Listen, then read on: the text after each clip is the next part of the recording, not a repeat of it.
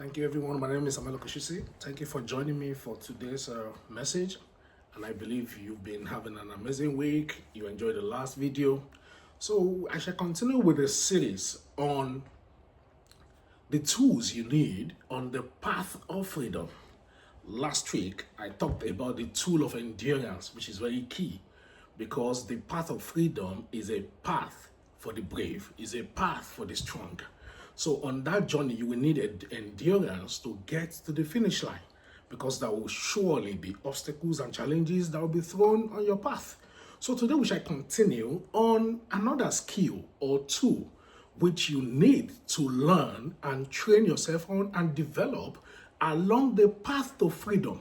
But don't forget, freedom, as I've always said, is applying the promises of God in every areas of our lives. We are called to freedom.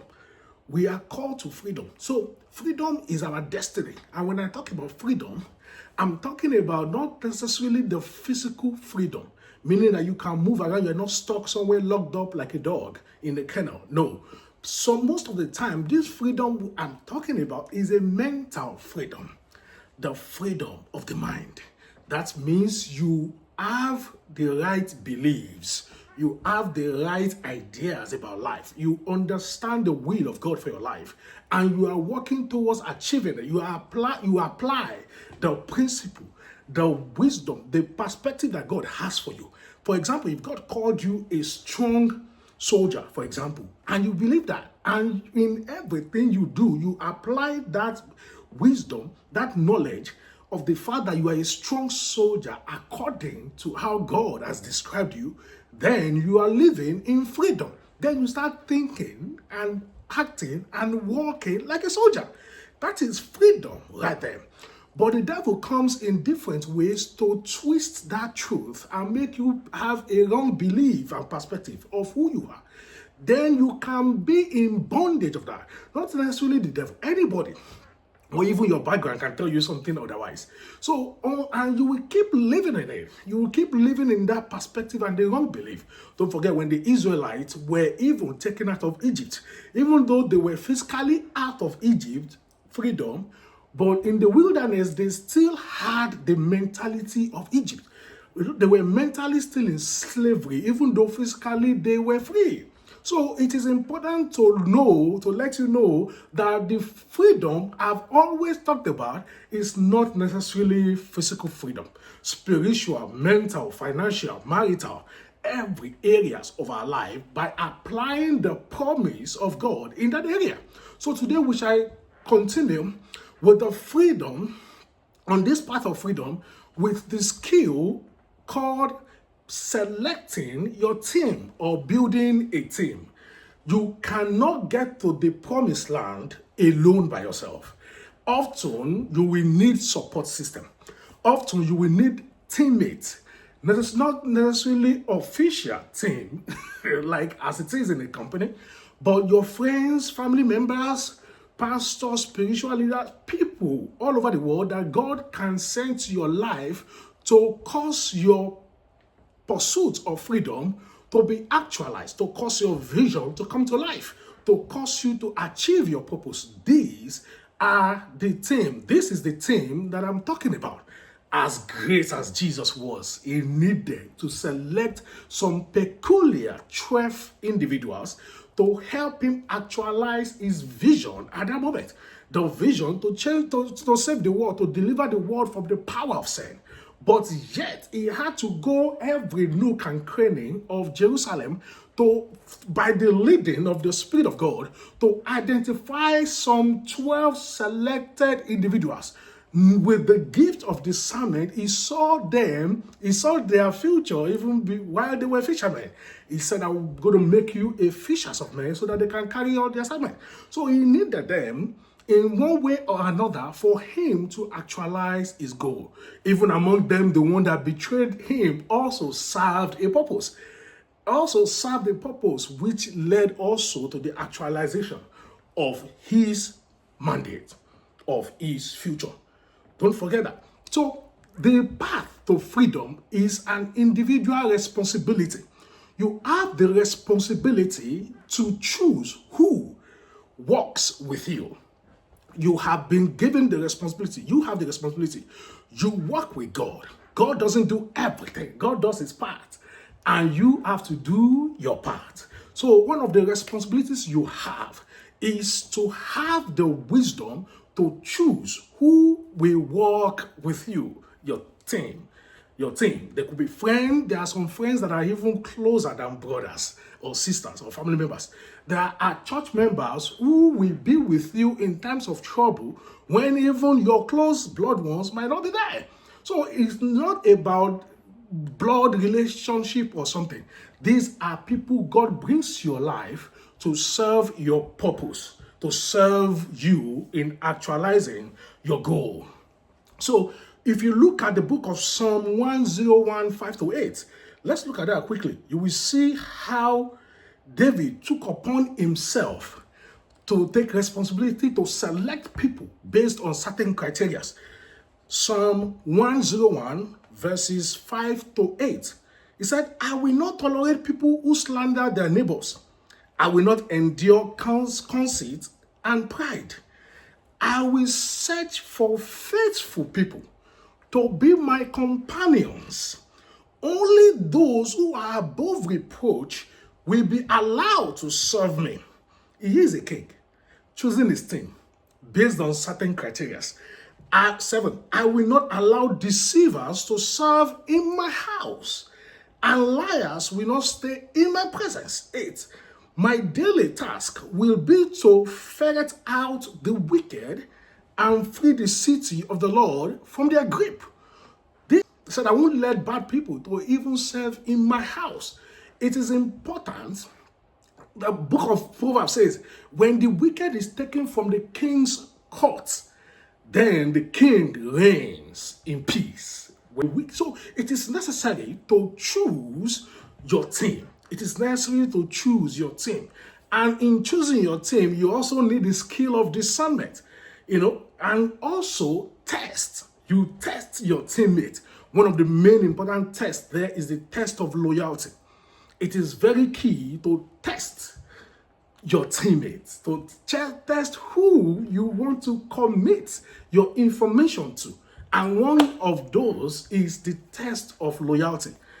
Jesus chose according to the leading of the Lord, even though one betrayed him, but he knew he was going to betray him. So that was intentional because he knew that betrayal is to serve a purpose and still to destroy the plans of the enemy. But when you are choosing a team, you have to acknowledge less is more. It is not about the number of the team members. It is not about the number of how many friends you have or how many people that are in your corner. It is about the quality of those people. It is not about having 15 friends and being boasted about it. It is about how many of those 15 friends will stand with you when you need them most. How many of them will nurture your vision, nor instead of destroying and taking away from the vision or slowing you down? Do you understand? 1, 2, 3, quality teammates, friends, family members are way more than 50 useless ones. You understand what I mean? So less is more. Quality over the quantity. There are most friends, there are friends that are vision partners. There are church members that are vision partners. So we saw how David took responsibility of choosing teammates. You have to take responsibility to choose who you spend your time, energy, information, and all emotions and your heart with. It is. Don't let anyone force it on you. You have the responsibility to choose. The Bible says in Amos 3:3, it says, can two walk together except they agree? You have to agree to the collaboration. You have to agree to be a team member to that person. You have to agree to be a team member of destiny, particularly because we are talking about achieving destiny and pursuing purpose. So you have to choose. And once you test and you see the person fails, you have it is the discretion, good judgment for you to probably step back if you want to. But of course, forgive, not having bitterness, but it is also wisdom for you to step back if you want to. You have to. You have to do your testing. You have to have people in your corner. As I've said again, quantity is not as important as the quality. 1, 2, 3, maybe better than 100, maybe better than 3, maybe better than 5, maybe better than 10. So quality over quantity. Let's look at the book of Judges 7, 1 to 8. Let's see what God did here. According to Gideon selecting a team. Let's look at what God did here. Judges 7, 1 to 8. So Jerubbaal, that is Gideon, and his army got up early and went as far as the spring of Harod. The armies of Midian were camped north of them in the valley near the hill of Mori. The Lord said to Gideon, you have too many warriors with you. If I let all of you fight the Midianites, the Israelites will boast to me that they saved themselves by their own strength. Therefore, tell the people, whoever is timid or afraid may leave this mountain and go home. That is one of the criteria. If you are afraid, leave. So 22,000 of them went home, leaving only 10,000 who were willing to fight. Verse 4.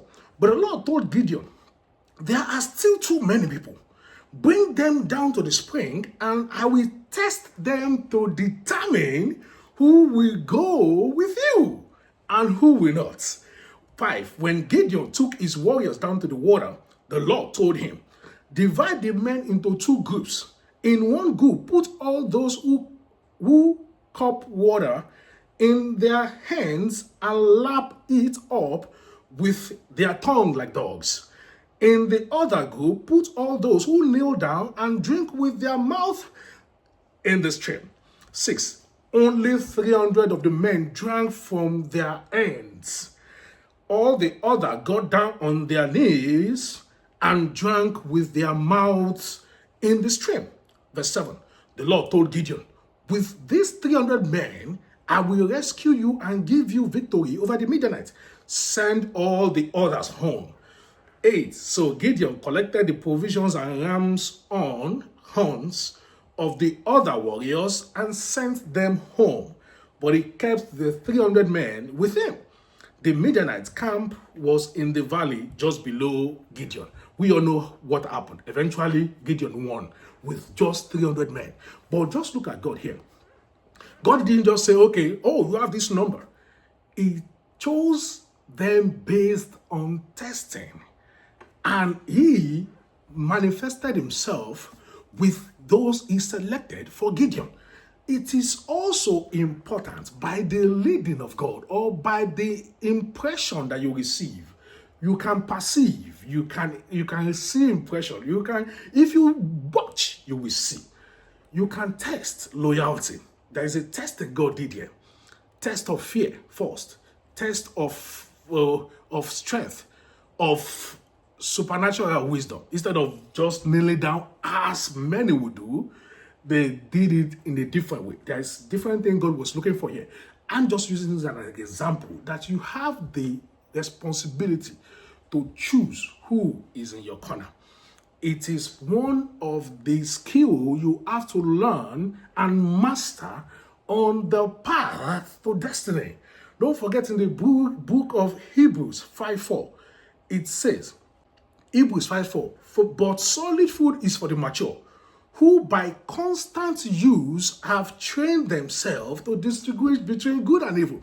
Constant use, train themselves. The skill of building a team of destiny who will partner you on your plan, on your goal, and on your path to vision and purpose, have the skill, have to be trained. You have to train the skill to highlight them, to identify them. And one last point, the team that you have can also be for a particular point in time. There are some permanent team members And there are some temporary team members. God can assign you team members for a particular period of time, for a particular season of your life. And once they have served the season, then they might leave. That means they've served the purpose. And you shouldn't get too attached to still continue with them. Their time might have ended, and they might have served their purpose. And God will assign you another one, or say, okay, keep working with this one. So there are permanent team members, and there are also some temporary team members. So I think I'm going to stop here. I don't want the video to be too long. I pray God gives you wisdom. You need loyal team members in your camp. Destiny cannot be achieved alone. God will assign you some at the right time. So I hope you've been blessed. I hope you've learned one or two things. In the next video, we'll continue on this series. Thank you so much. Bye for now.